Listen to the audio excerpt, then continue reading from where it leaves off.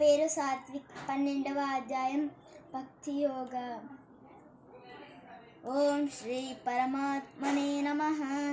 శ్రీమద్భగవద్గీత అథ ద్వాదశోऽధ్యాయः. అర్జున ఉవాచ ఏవం సతతయుక్తాయే భక్తాస్త్వాం పర్యుపాసతే ఏ చాభ్యక్షరమవ్యక్తం తేషాం తే యోగవిత్తమః.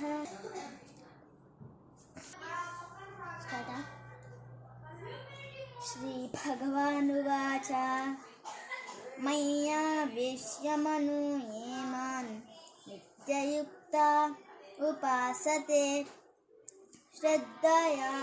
శ్రద్ధయా పరయోపేతాస్ తే మే యుక్తతమా మతాః.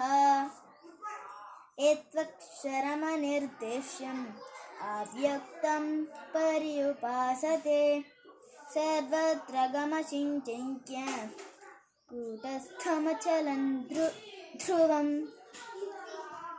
సన్నియమ్యేంద్రియగ్రామం సర్వత్ర సమబుద్ధయః తే ప్రాప్నువంతి మామేవ సర్వభూతహితే రతాః.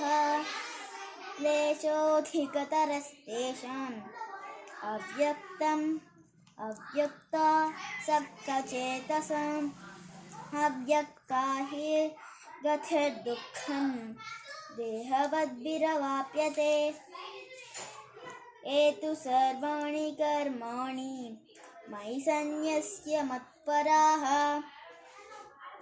అనన్యేనైవ యోగేన మాం ధ్యాయంత ఉపాసతే తేషామహం సముద్ధర్త మృత్యుసంసారసాగరాత్ భవామి న చిరాత్ పార్థ మయ్యావేశితచేతసాం. మయ్యేవ మన ఆధస్త్వ మయి బుద్ధిం నివేశయ నివశిష్యసి మయ్యేవ అత ఊర్ధ్వం న సంశయః. అథ చిత్తం సమాధాతుం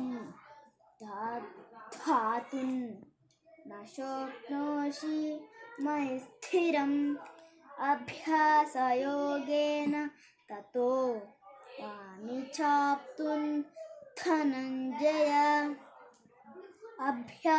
అభ్యాసేప్య సమర్థోసి మత్కర్మ పరమో భవ మదర్థమపి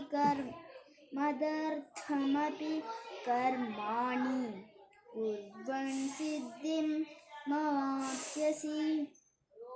అథైతదప్యశక్తోసి కర్తుం మద్యోగమాశ్రితః సర్వకర్మఫలత్యాగం తతః కురు యథాత్మవాన్. శ్రేయో హి జ్ఞానమభ్యాసాత్ జ్ఞానాద్జ్ఞానౌ విశిష్యతే.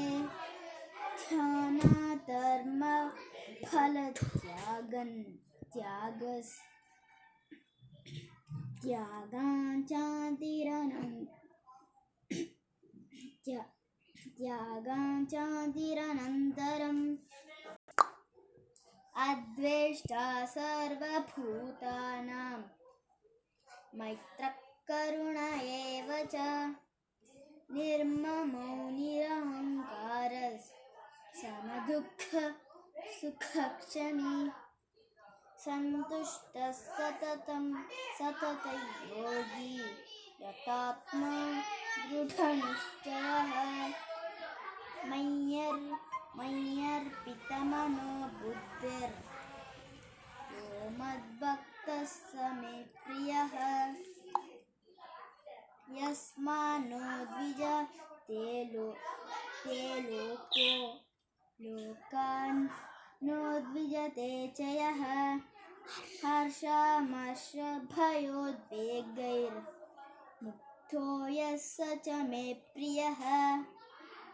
अनपेक्षशुचेर्दक्षः उदासीनो गतव्यथः सर्वारम्भपरित्यागी यो मद्भक्तस्तमे प्रियः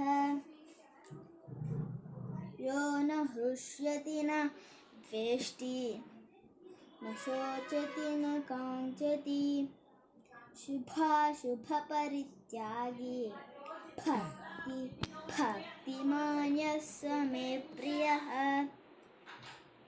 समशत्रौ च मित्रे च तथा मानापमानयोः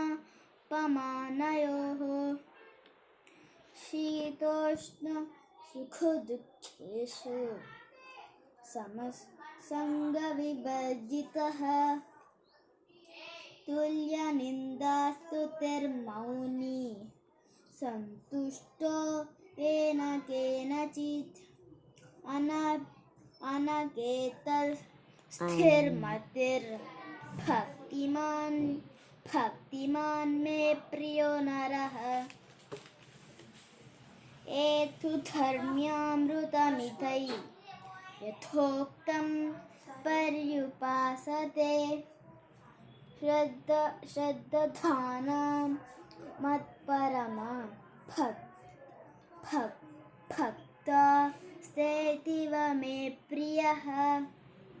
ॐ तत्सदिति श्रीमद्भगवद्गीतासु उपनिषत्सु ब्रह्मविद्यायां योगशास्त्रे श्रीकृष्णार्जुन संवादे भक्तियोगो नाम द्वादशोऽध्यायः। ॐ श्रीकृष्ण परमाणमस्तु।